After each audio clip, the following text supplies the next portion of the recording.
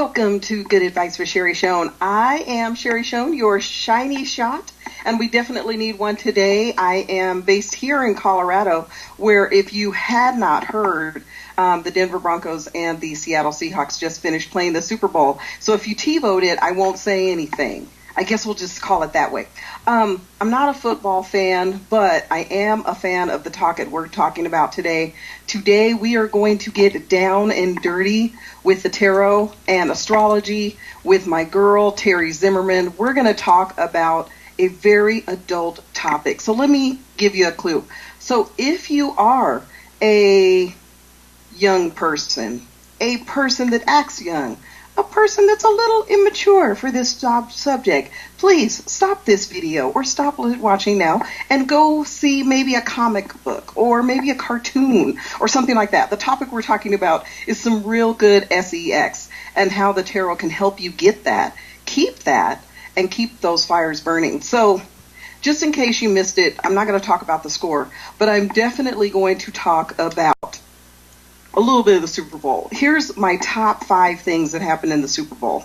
The number one thing was the Welcome Home to the Soldier commercial from the Budweiser, the Hero's Welcome. And then he's in the stands. Oh my God. Ooh, okay. I that was a tear jerker, and I was happy, and I was like, thank you for bringing us to why we're all a nation and we're all watching this game. It really isn't about the taste of the nachos. It really is about bringing people together. Anyway, so we won't even go there. Number 2, the other part that I loved about the Super Bowl was the Bruno Mars Red Hot Chili Pepper performance. That kicked booty. Bruno Mars came out with his James Brown dun dun dun dun dun ow thing, and he did all of that. And then Red Hot Chili Peppers comes out. They start just slamming and slamming and slamming, and it was just amazing. And the lead singer of Red Hot Chili Peppers, Anthony Kiedis, had no shirt. No shirt. He's like 90. How does he do that? I'm just saying. If it was me, y'all wouldn't want me to come out topless on stage. Okay, anyway. So that was number 2. Sherry, Janice has already done that, and it was actually a decade ago. Janet. And Janet it was international news. Exactly. It would have made national news, but it wouldn't have been like Janet. So, but I appreciate it. It was 10 years ago. The same Super Bowl 10 years ago. So thank you for bringing that up, Eric. That was awesome. Number 3, the Audi A3 commercial with the stupid Doberman Chihuahua mixed dog with the big head and the little body. Okay, you guys have to Google Audi 3 it was a Doberwawa. Okay, that's all I gotta say. Hilarious. He was terrorizing the neighborhood. Whew, that's the reason to watch the Super Bowl. Number 4, the commercial for Girl Power, the Goldie Box, QuickBooks. The girls all got together in rebellion and made a tower out of pink Barbie dolls and fluffy things and blew it up into the sky. Amazing. So good. Okay, and number 5, the Tim Tebow commercial. Love him or hate him, he did a dang good job on that commercial. That was hilarious. So, on this week, as I talk about every week, let's talk about the snacks that I talk about. What I was eating this week. I've been really trying to train for this run that I have going on in May. Mm-hmm. And so I've been just doing light, healthy. Who am I kidding? I tried some Pepperidge Farm lemon cookies. Okay. And let me just tell you, those were amazing. So what I had for Super Bowl food was I had California rolls and chicken peanut skewers. And let me just tell you, I'm not going back to plain chips and dips again. I'm going to be sedity like everybody else, and I'm going to have my wine, and I'm going to have grown-up food, because, damn it, I'm over 40 now. So that's all I'm saying. But if you cook, may I recommend Justin Warner's Food Network. He was the younger guy that was like Alton Brown's prodigy, if you watch Food Network. Anyway, he came up with a pepperoni cheese pizza ball. So you take all these cheeses and you put it into your food processor and you roll it up into this big ball, and then you dip it, you like slam into it in the middle, and you put marinara sauce in that, and then you serve it with warm pita chips. Okay. Okay, that doesn't help me with training. That's all I gotta say. I mean, why? Why would you need oozy goozy cheese and pepperoni? That's a pork product plus why? But it looked tasty, and I love you for that, Justin Warner, and thank you for tweeting and retweeting me after I said how much I want to talk about it on the show. So I really appreciated that shout out. So first, let's bring on, so without further ado, because I've talked about my food so much, let's talk about Terry Zimmer, who's my girl. I met Terry at a social event, a Denver Tarot Meetup social. We are probably one of the largest social meetup sites for tarot, I would say, in the United States. And I really hope that somebody can challenge me on that. I think I do need a smoke. Thank you. I think that we have the largest site. Anyway, we were having our Christmas party, and I met Terry, and we hit it off right away, and I told her the topic of today's show, and she said, I'm in. I am so in. It is so funny. And we're not going to get raunchy, but you might want to get a cold glass of water. That's all I'm going to say. So, Terry is a certified career intuitive coach. She works with grief counseling. She's done intuitive empathic work. She's been into tarot and astrology for over 20 years, which means she started when she was only 4 years old. So That's right. Welcome her onto the show. Thank you, Terry, for being on the show. How are you today? Oh, thank you so much for inviting me. This is going to be too much fun. And I'll have to admit, I'm not a big football fan either, but I was kind of cheering for the Seahawks. Sorry, I know I'm in Denver, but I was kind of cheering for the Seahawks, even though I didn't watch. The dreadlocks? What made you think about the Seahawks? What was that? Why would you go after the Seahawks? It's just the Pacific Northwest, and I have an affinity for Seattle and that whole area, so that's the only reason why I did. But I love my Denver, too. So I really shouldn't say anything about football because I'm really more of a hockey fan, but we won't go into why about that either. That sounds like a question for 5 questions. I don't know. I'm going to have to switch up my order a little bit. Wow, hockey. Now, I know that Eric asked if I needed a smoke, but do you need a smoke? Not yet. Not yet. Okay, good. Woo. Yeah, talk about the sexy side of sports. It's definitely hockey boys. Exactly. It is definitely hockey boys. Man, they are some eye candy on ice, I'm telling you. Well, in the chat room, I got asked, is it because of their sticks? Because of, absolutely.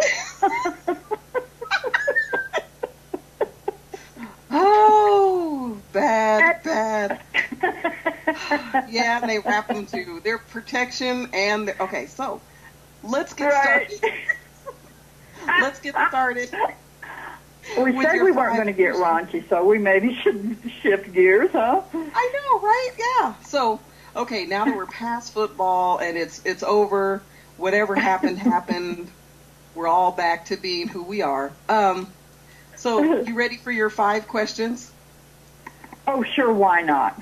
Oh, wait, before I do that, Michelle says, is it because the hockey players have no teeth and their eye candy on ice? Oh, my that's God. Just wrong, Michelle. That's just wrong. I'm just saying there's nothing wrong with no teeth.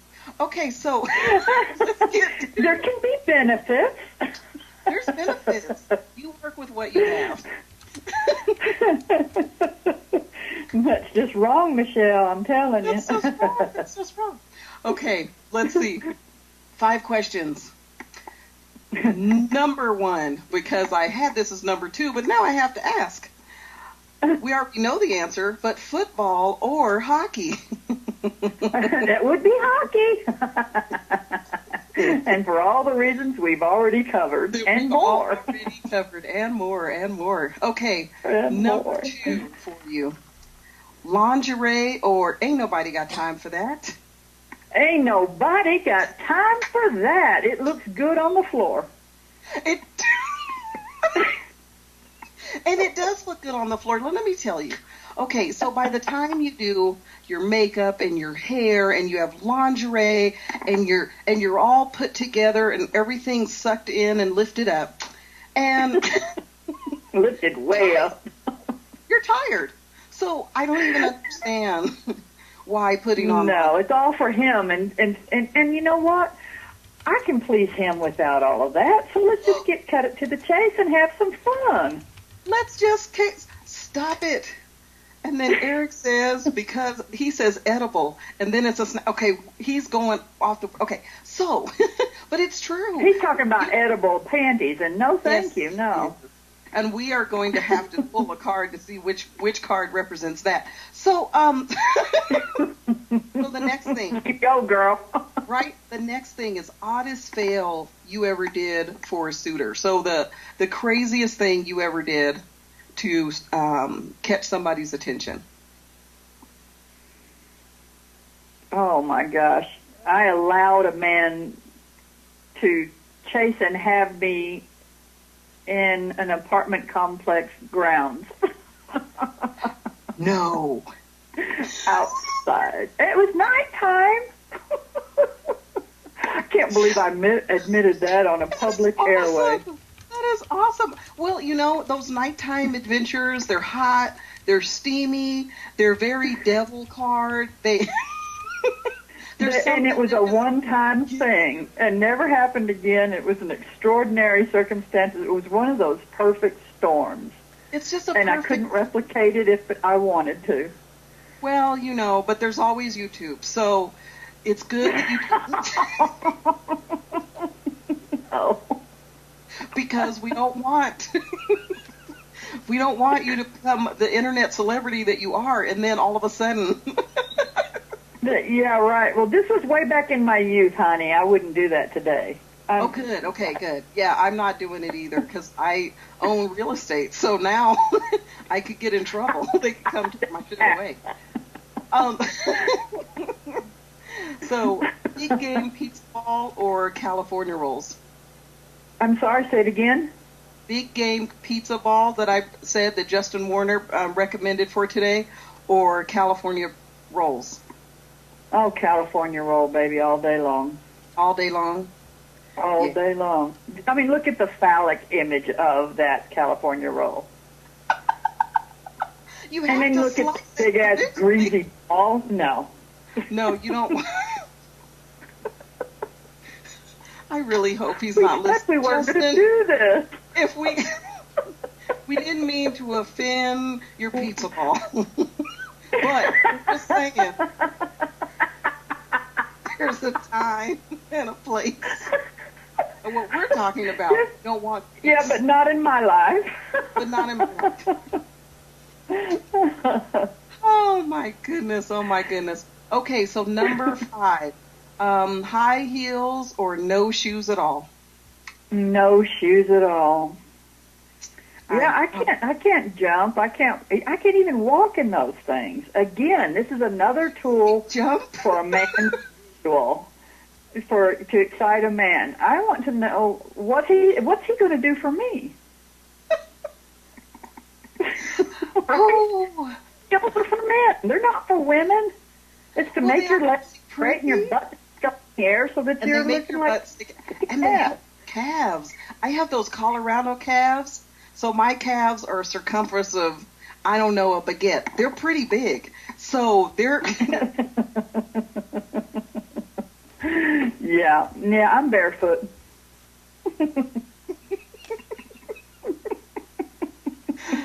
Okay, let's get to the nitty-gritty. So in your bio... We weren't at the nitty-gritty, okay. Right. Now we're going to get back to the...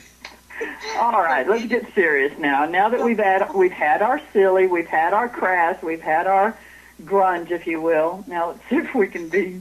About our grunge. So now we're going to talk about you, then we're going to get right back into grunge. Does that sound good? Oh, no. So, why counseling? Why jet engine mechanics? What was that about? Oh, Lord, you're going to go there. Oh, jet yeah, I want to engine go. jet engine mechanics was it was one of those things that I was young and was trying to raise 3 kids. I was working 2 jobs. I couldn't make ends meet.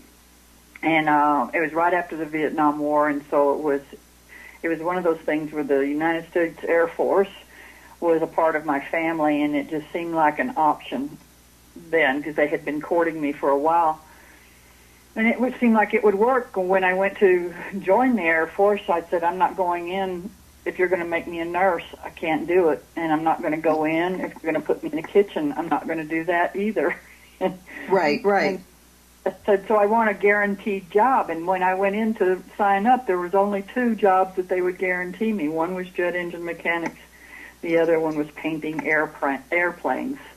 And since I was mechanically inclined with 4 brothers, I went for that one, and I immediately became an instructor. So I really was an instructor the entire time I was in the Air Force, and then went into quality control. And that was in my first career. Mm-hmm. And then you started moving into... Now, you said you were going to go into why counseling. Well, here's the thing.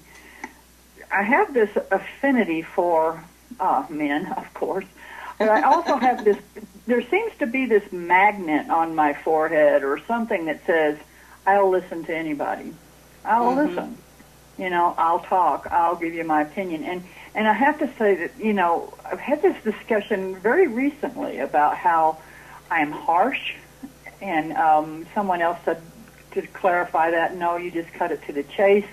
Right. Someone else said, no, you're just straightforward.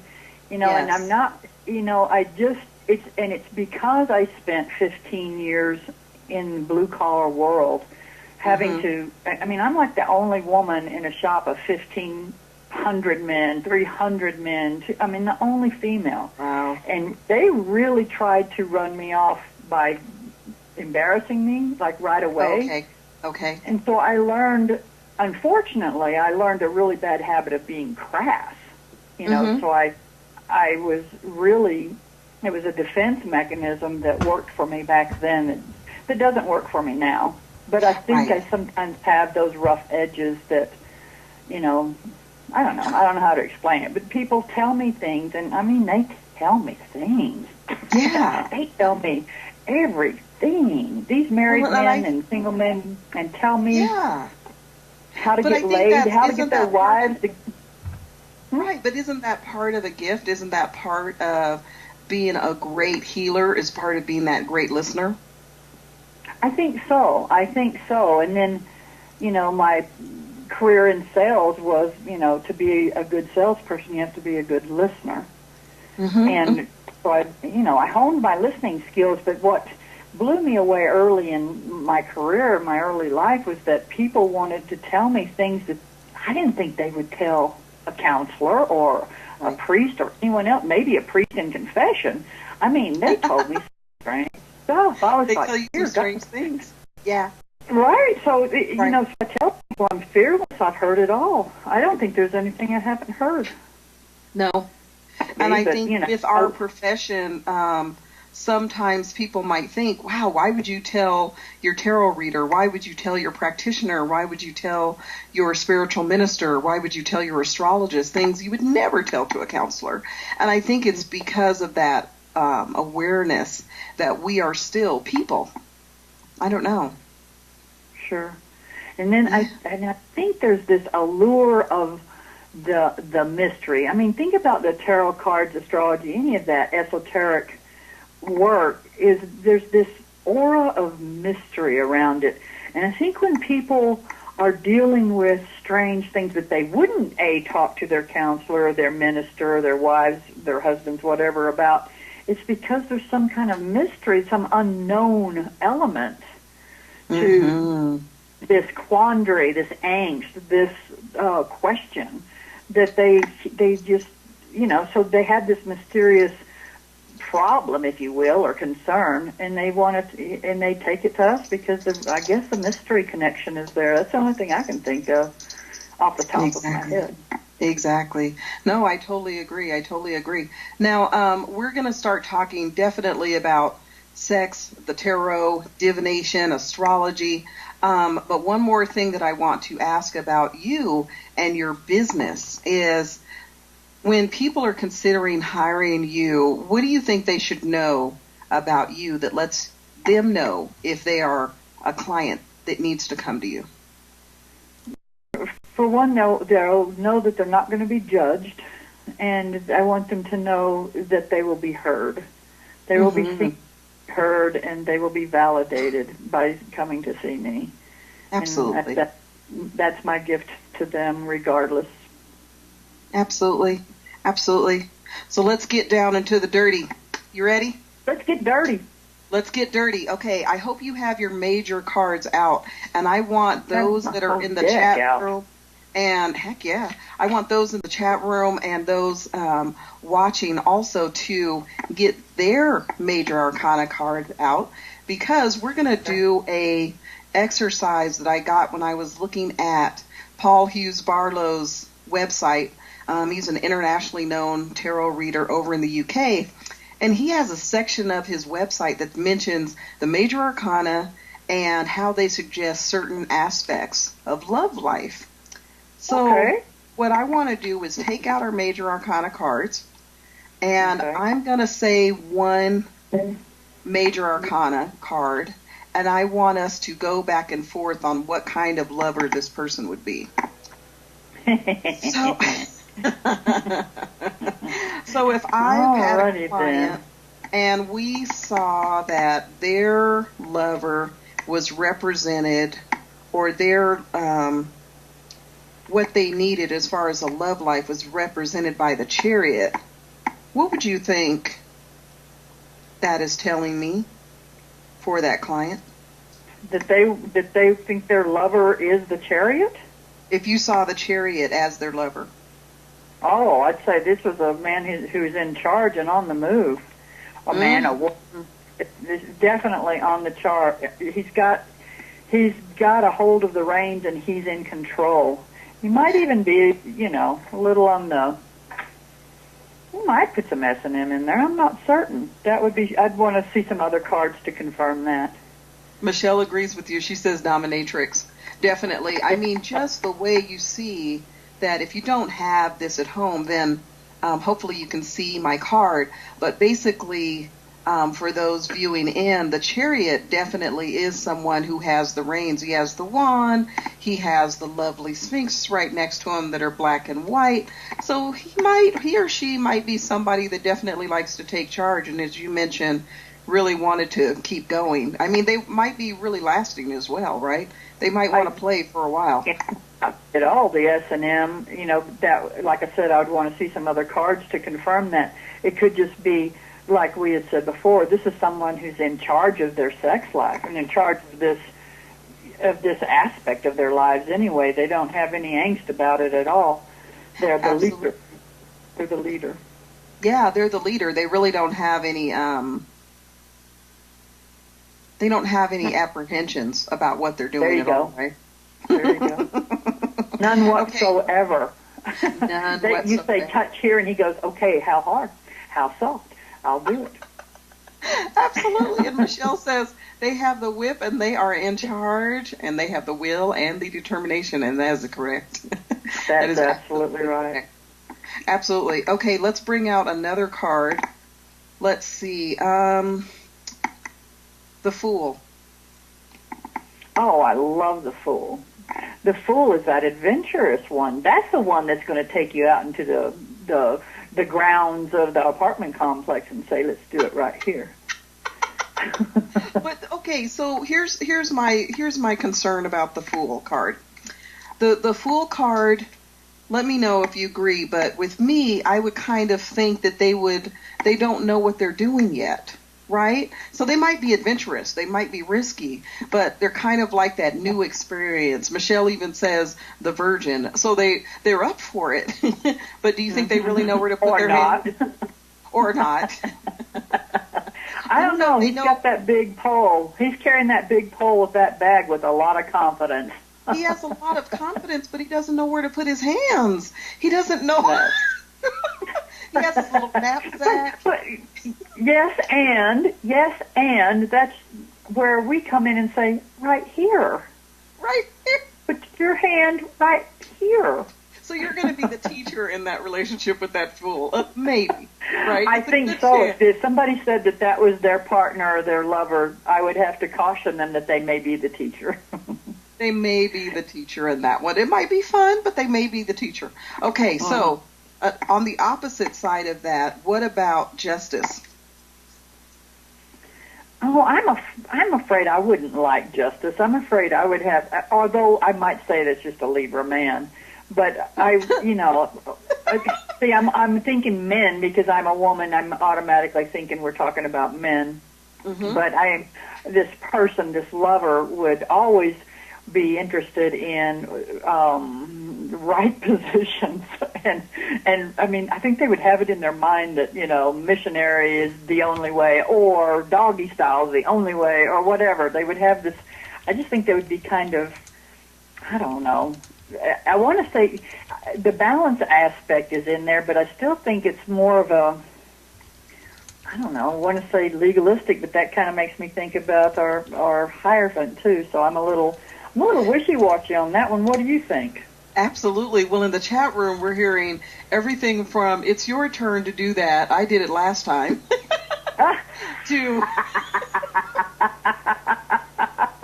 it would be that tit for tat. Sure would be. It would be that demand equal time. You do me and I'll do you exactly as much. So they definitely want that balance. They basically say, okay, this is what's fair. This is what we agreed to last week. We agreed that if I did this, you would do that.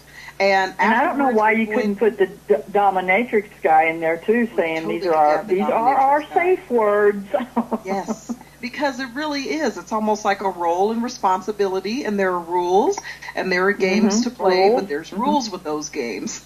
There you go. There's rules. That's what I would get from that, too, more than anything else, is there's rules. It might be that it's missionary style, but there's still rules. There's still going to be some rules going on, right? Aye.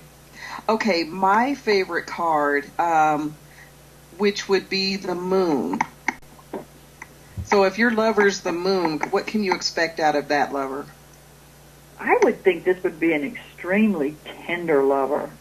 I think it would be very responsive and open, receptive, and all-nighter. Yes, they would be an all-nighter. You'd be kept up until the sun, but you would... Right? Oh, Michelle just said sex in the parking lot. Wow. We can't get out of that parking lot, can we? But I'll tell you a story. Hopefully this will make you feel better. When I was younger, I had relations. I had sex in a park in a and we were on the little it wasn't a Ferris wheel, of course, but it was on that like merry-go-round. What's wrong with me, right? What the hell? But I was young, and I thought it was fun. I guess we could say that's the Wheel of Fortune. I have no idea. I was just going to go there, sister. You took the words right out of my mouth. The Wheel of Fortune, what must go up must come down, and round and round. And round and round. Yes. Right. Oh, my gosh. So now we're talking about the moon would be at night in sneaking areas. And then what's the card for the back seat?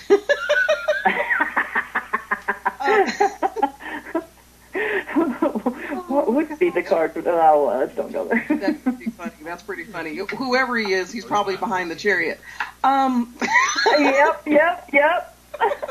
He's right behind, just peeking his head across. That was the lover's card behind the chariots, and that would be two people in the back seat kissing. Absolutely. Yep. Oh, Michelle says the moon is all unknown to a surprise sex area. Wow. Oh, there you go. There you go. Okay, so my absolute favorite, and I laughed like a giddy little child when I pulled this one out because I thought it was hilarious, and I think everyone will get it. The Hermit. The Hermit. So let's start talking about the Hermit and what kind of lover that would be. Huh? What kind of lover would the Hermit be? The hermit is your tantra sex guy. Mm-hmm. He's the guy who's not going to touch you. He's just going to have this. He's going to have this higher level of sex with you. He's going to do the tantric sex. He's going to do the tantric sex. Michelle just said, all by myself. Yes, he is my card for masturbation. Whenever someone says, masturbate, right, and they're talking about, oh, I'm thinking about someone, and I'm thinking I need to find someone, and then they have the hermit, I'm like, oh, or you might be happy exactly where you're at. Getting everything you need. And then some. The light is shining bright. I can see that you couldn't rule out tantric sex with that card at all. Oh, and everybody in the chat room is agreeing, but you have to love yourself before you can please anyone else. You would hope so, but don't get me started about all the people that are afraid to touch themselves. Good Lord. Hey, so let's dig deeper into that without any puns. So, yeah. Why are we so afraid of talking about masturbation? We can talk about sex all the time, but when it comes about self-pleasure or getting to know or even expressing, hey, I do want a little bit of chariot tonight, and then next week I want some moon, and I don't ever want to see the justice card coming out ever because it's not ever. Fair. Right, ever. Ever. It's just this whole society, sexual dark night, if you will, the whole Western society. You can't get away from it. We have separated ourselves from ourselves, don't you know, on every level. And I think this is one of the prevalent ways that it shows up. We just have. I'm going to get on my soapbox in a minute. I like it. Go ahead, girl. we have gone we are so extreme with everything, and we see extreme sex in all of TV and media, not TV, but in the media, the outlets and whatnot. If we want to go see sex, we can go see sex. But we don't see this nurturing ourselves business, and we don't see this unity in our own selves. We're so separate. We are separate from ourselves. We're separate from each other. And as long as we keep this separation going, we're never going to touch ourselves. I'm telling you. Right, and we don't understand, I think, on some levels that our love lives is an expression of our lives. It's this creativity and this imagination and all of this stuff that seems to be lacking in a lot of Western people's lives, right? And my God, if we could just get in touch with our own selves, our own soul. This is nothing more than an expression of desire. It's nothing more than an expression of pleasure. It's nothing more than knowing yourself. And yet we've got so many taboos around it where we've told we're not supposed to touch ourselves. We're not supposed to enjoy, things outside of X framework. Yes. It's just so ingrained in our society. It's not something that we can overcome easily. It's just not. It really isn't. And I can relate to everyone who says that because I was that, the first 40 years of my life. Good Lord, I don't even want to go into it. But I hear it from women all the time. And then, gosh darn it, when I finally find someone who's said, I didn't tell you this, but I used to do those passion parties for 2.5 years. Yeah. I love those parties. Yes. There's Eric, do you know what the passion parties are? Yes, I do. Okay, good deal. Sorry. Yeah, and it's me and Kim has a deal as long as I don't have to compete with it. Well, see, and that's the thing, and I swear, I heard that repeatedly from men, and I had to educate them as well, but then, you know what, that was single men mostly. Married men would give their wives a blank check and say, please, go, get what you need, come back, let's have an exciting sex life. Let's have some creativity, let's have some imagination, let's have some of that. That's what it's tapping. It's not just sex. Sex, and come on, think about it. It's nothing more than a transfer of energy, any way you look at it. And that's what we do when we read cards. We're transferring energy. It's just another method of opening up the mysterious to the known, from the known to the unknown. And good Lord, if there isn't more mystery around sex, there's so much mystery around it, but does it have to be a taboo mystery? No. Yeah. How about, where does creativity come from? Where does imagination come from? I mean, it's this whole creative flow that, unfortunately, when we box it into these taboos and rules and religions and whatnot, then we've actually taken our creativity, our imagination, and put it in that same box. Right. We just took it out of ourselves, and now we're split apart. Separate. And now it's another way to separate and to box people into categories, right? You're good, you're bad. You're having bad sex, we're having good sex. We're having right sex, you're having wrong sex. And you're having wrong sex. That is one thing I absolutely, as a lesbian, one of the things that I've noticed is, even in the tarot community, there are those that it's very difficult for them to read for me, my relationship, male-to-male relationships, people that are polyamorous. But I have to ask you a question. How do you do readings for those that are in what some people would call alternative sex lives? How does that affect your readings? It doesn't. It really doesn't, because to me, love is love. And the more love we have in the world, the happier I am. And if loving same sex is what you do and what you are and how you express your creativity, how you express your imagination, how you express your love, how you express your being in this lifetime, geez, who am I? You got love. Go have it. Yeah. Yes, you got love. I can read it. It's not a problem. In fact, I was reading for a lesbian woman recently, and I clearly put the man down as the significator for her. It's not for her partner. Right. And it turned out that partner was the masculine entity in this relationship. Absolutely. Absolutely. Same-sex marriages go down the line of masculine and feminine. I understand all that. Again, it's back to what's on your mind, what's on your heart, how can I help you?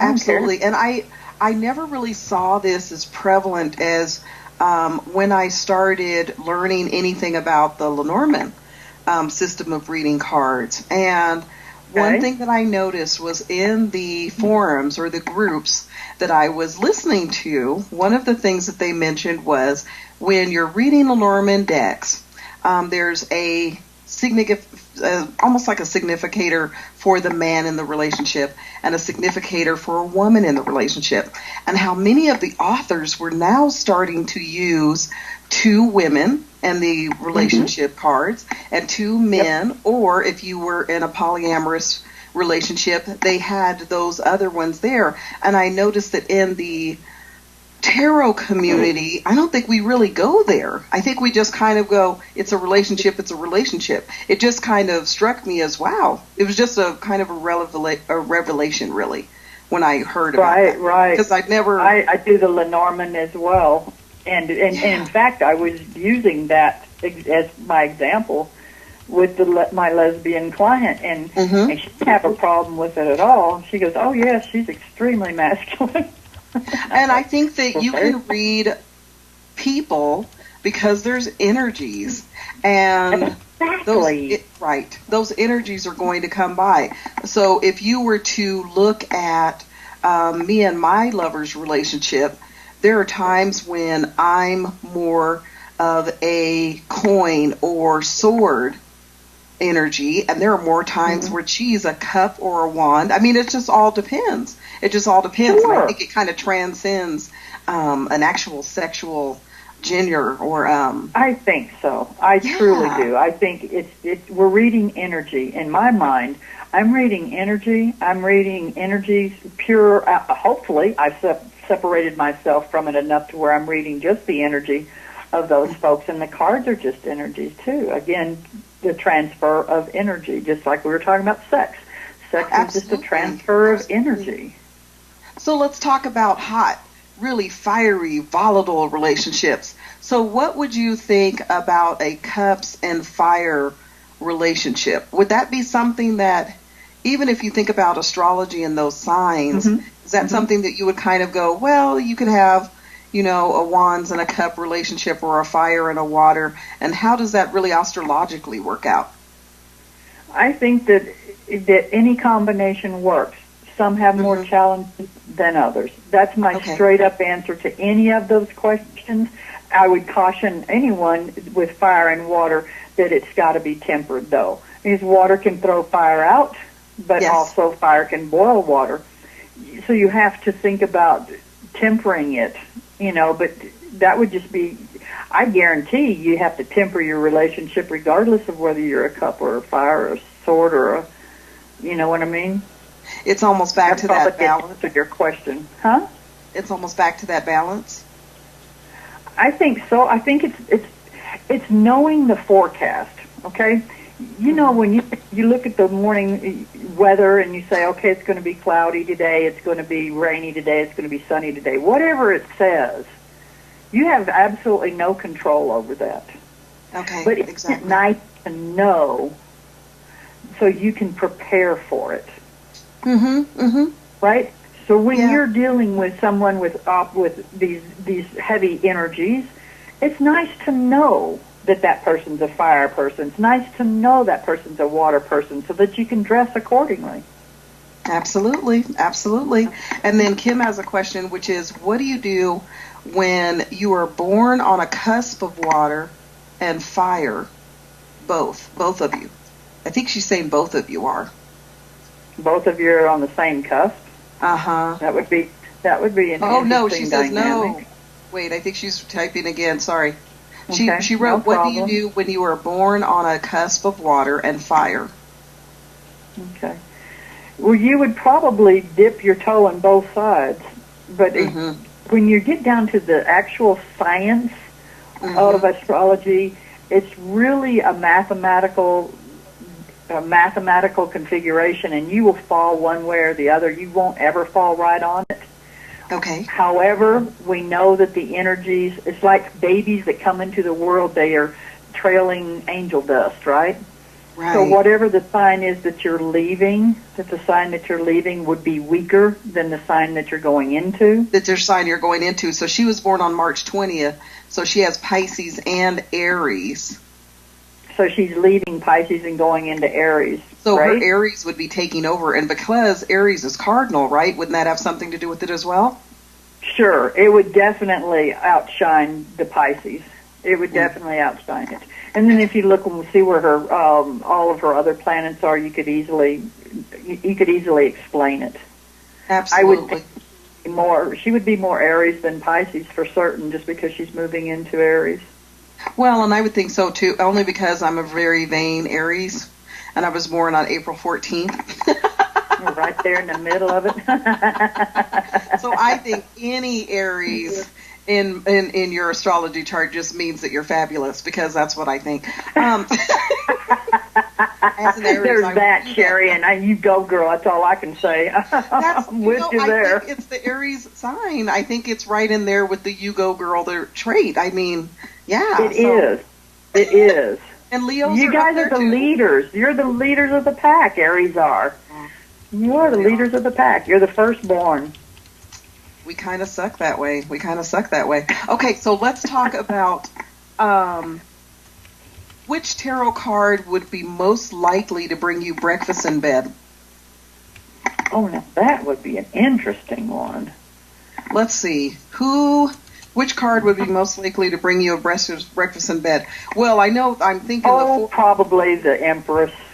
The Empress would. Yeah, the Empress would bring you breakfast in bed. And then I think that the person that would be happy to receive it or give you not happy to see it, but kind of like, my other lover did this for me, would probably be the Four of Cups. What do you think? They're not really going to appreciate that. They're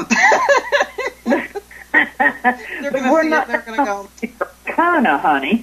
Bobby's really not right. Exactly. Espresso. You didn't bring me espresso. Michelle says the king or queen of cups would be the one that she would think would bring breakfast in bed. Yes, I agree. I'm with the queen of cups, and she does make me breakfast in bed. And she's lovely. She's a Cancer. She's lovely. And I was going to say she's a Cancer, queen of cups. You knew exactly. And even before I knew anything about astrology, and believe me, I'm not there yet at all. I have none of your knowledge. But when I first started reading for myself, years before I even met her, I kept seeing a Queen of Cups as somebody I would be with. And I knew the person that I was with was a Sagittarius. And you can imagine be a good fit for an Aries. The lovely, genteel conversations we would have. We would really get into it. It was great. And I kept thinking, man, I really do see that there's an actual warm, friendly, loving person that I'm actually going to be with. And it helped me know that I was supposed to get out of that relationship. It took me 7 years, but I eventually got there. I was kind of bullheaded about that. Let's see. Completion. Right, I had my completion. So in the chat room, Death would bring breakfast. Oh. Anyway, yes. A very surprising breakfast. If it was on fire. Yes. That'd bring you one of those those fajita plates that's on fire. Here, baby. Here, baby, I brought you something hot. Burnt bacon. But it's still breakfast in bed. Still breakfast. What are you complaining about? And then also, probably only donuts. Yeah, probably. There'd be hot donuts, too. Let's see, flambé. That's what Michelle said. Yeah, absolutely. Death would be very good. Okay. Which tarot card would be most likely to pay someone for services?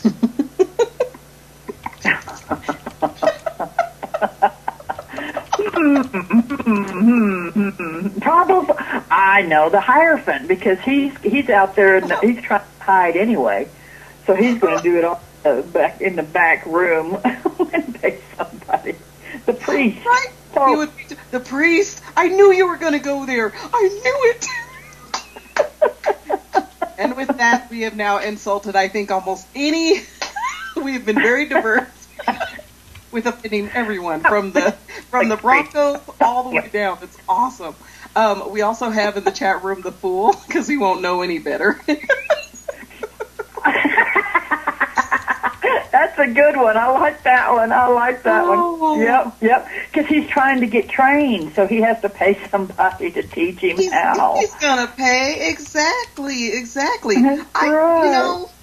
I'm trying to think of who else would probably pay, and that bad emperor. I think he might pay only because he might want to keep. Said the emperor. I almost said the emperor, but I was like, clearly the priest would. But the emperor might too, just because he's just the ruler of the whole kingdom, and he thinks he's all that.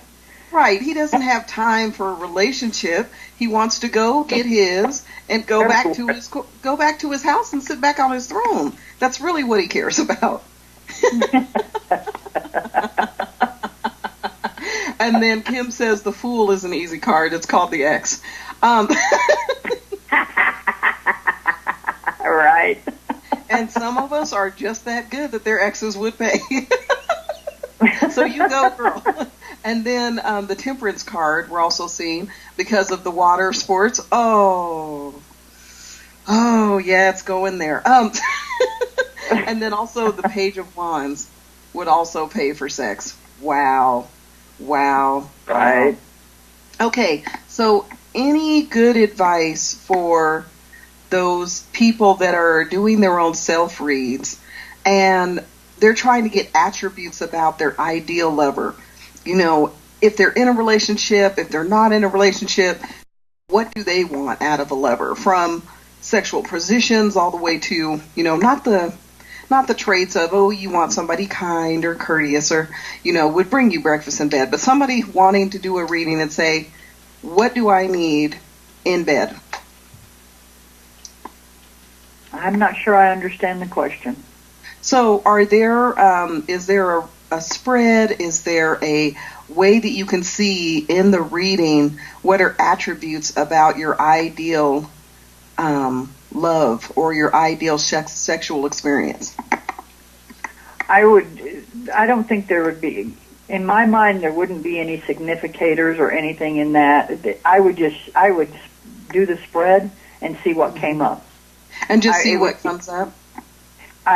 Literally what comes up. Yeah, I would go into the cards that came up and explore that, because Absolutely.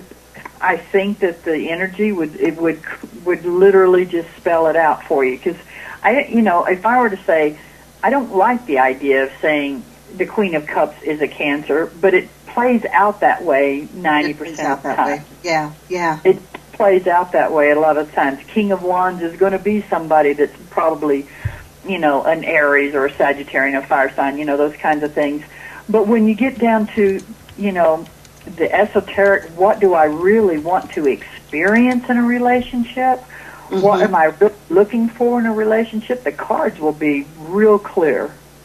They will. They'll really tell you. So even if you were, let's say you were the fool, let's say that you don't know yourself well enough to know what you need out of a lover, I think that the cards absolutely would tell you, you kind of need this kind of love or this kind of comfort or this kind of care.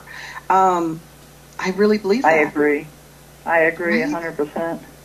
Absolutely. It will tell them, and if you are dealing with a novice that is asking those questions, I would just be extremely gentle, and I wouldn't want to give them the harsh reality that you need to go masturbate some more before you know what you're doing. But at the same time, I might, if the cards said that, if the cards were really clear about that, I would have to be honest, but I would also, comfort him and get him or her, and comfort him on, it's not the end of the world. It's not the tower. Yeah. Well, this has been so much fun. This is so much fun. Yes.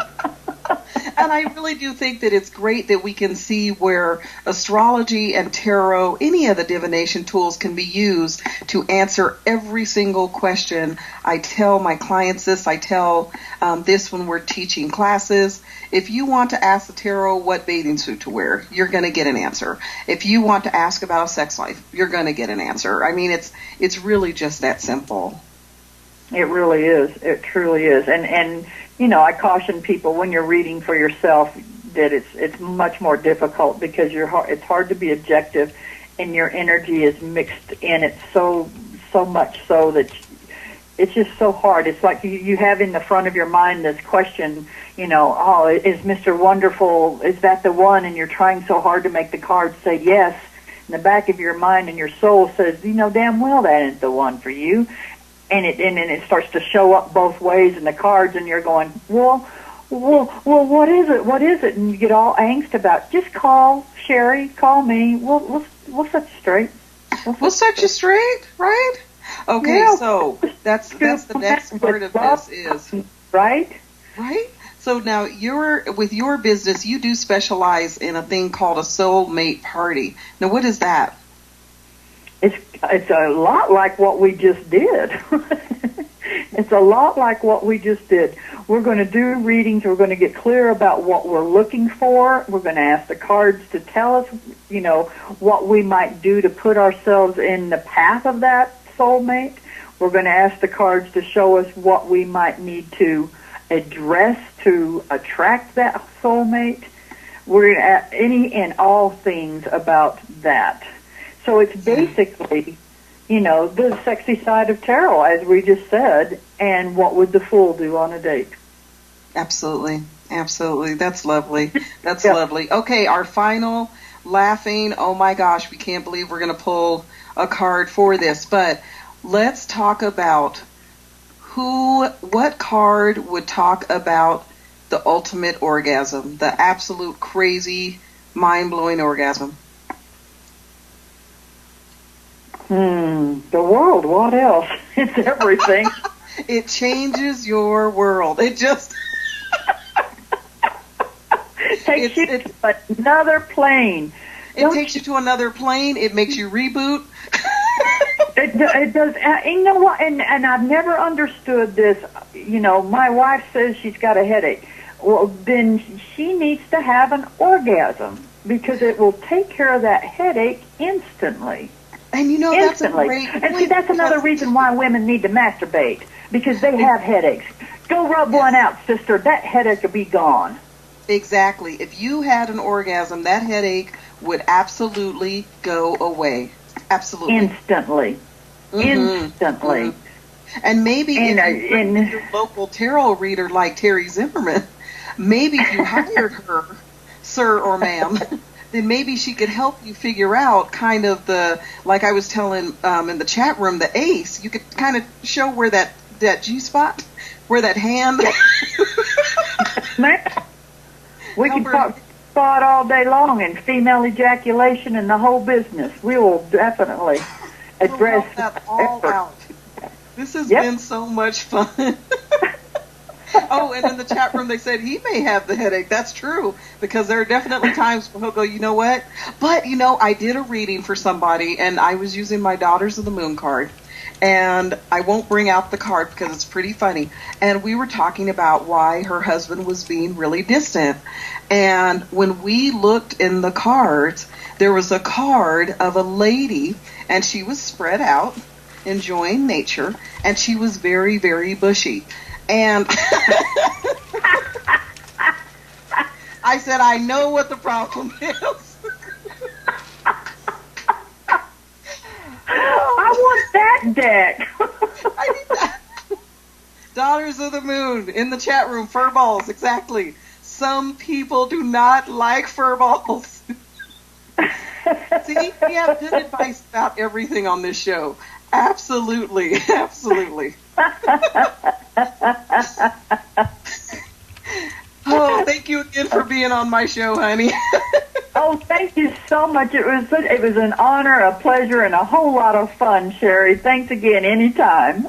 Absolutely. And you guys, please visit Terry Zimmerman at livingyourpath.com. Hire her to be one of your speakers at an event. She will absolutely kill you with some of the stories. She's straight to the point. It is so funny. The chat room is going crazy. You can also hire her. The website has changed. It's Terry the Practical Mystic. TerryThePracticalMystic.com. Yes, ma'am. And you can still hire you at mentortaz@gmail. Yes, ma'am. Yes, ma'am. Absolutely. And be sure and tell her that Sherry sent you, and that way we can get some kudos, and she knows that this works. And I hope to come. Yes, ma'am. Come back on. Anytime. It was a pleasure. This is awesome. Well, guys, I gotta give you guys a shiny shot. And you know, we've had so much great talk about sex and relationships and love and transferring those energies. And one last thing that I saw on the commercials for the Super Bowl, which is your shiny shot for today. And that's all about that transfer of energy, guys. When you're feeling that need to connect, to love, to join with someone else, and you don't know how to express it, some of the best ways you can do that is by just going out, reaching out, and giving somebody a beautiful hug. Even if that means, y'all, hugging yourself. And that is your shiny shot. Thank you so much for joining me on the show. I have had so much fun. Be sure and check out my new YouTube site at youtube.com, Sherry Shone. I'll be putting Sherry Shone's shiny shots out there for you. That was a lot of S's. And we'll also be putting archives on the show when I finally figure out how to get my Blog Talk archives moved over. I'll be moving those over as well. Follow me on Twitter at Sherry Shone. Find me on Facebook at Good Advice with Sherry Shone for lots of great Sherry Shone shots and good advice. Until next week. Oh, one more thing. Next week, I'm going to have Freda Laurel on. She's a spiritualist mentor and minister. She's a psychic counselor, and she's so much fun. And hopefully we can have people call in and get readings from her because she's amazing. So until next week, have a great week, no matter who won this crazy game. It's a new day tomorrow. And I hope every day you find a way to shone you right. Good night.